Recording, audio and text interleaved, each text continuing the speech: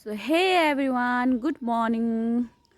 आजको चाहिँ वेदर यस्तो चाहिँ यहाँनिर चाहिँ मेरो घरमा चाहिँ यस्तो छ वेदर, यस्तो भइरहेछ एकदम फगी फगी चिसो है। अन्त त्यहाँबाट चाहिँ यो चाहिँ मेरो सब्जीबारी आलुबारी है, आलुबारी हो। अन्त यो आलु चाहिँ अहिले खन्ने बेला भएको छैन, एकदम ढिलो रोपेको हो नि त। अब यो पत्ता मरेपछि मात्रै खन्नुपर्छ है। अन्त त्यहाँदेखि यो चाहिँ मेरो हो सब्जी गार्डन। यत्तिको काम गऱ्यो भने मात्रै हुन्छ है यत्तिको सब्जी चाहिँ। अन्त त्यहाँबाट यहाँ चाहिँ पालक हामीले बिबिसबाट निकाल्दै खाँदै सकिसक्यो है। पालक हो, बिबिसमा कोपीहरू पनि छ, साग एकदम मिक्स भेज छ यहाँ चाहिँ।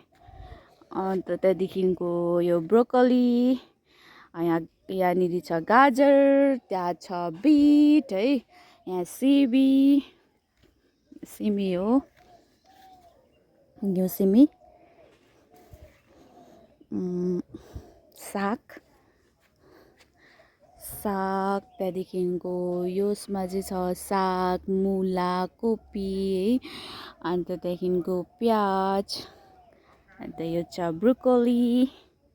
ब्रोकोली हो यो चाहिँ एकदम अर्ग्यानिक खाने परे है मैले चाहिँ।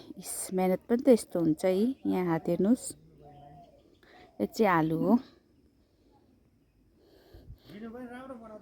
कस्तो लाग्यो तपाईँहरूलाई मेरो garden? Thank you for watching, bye by.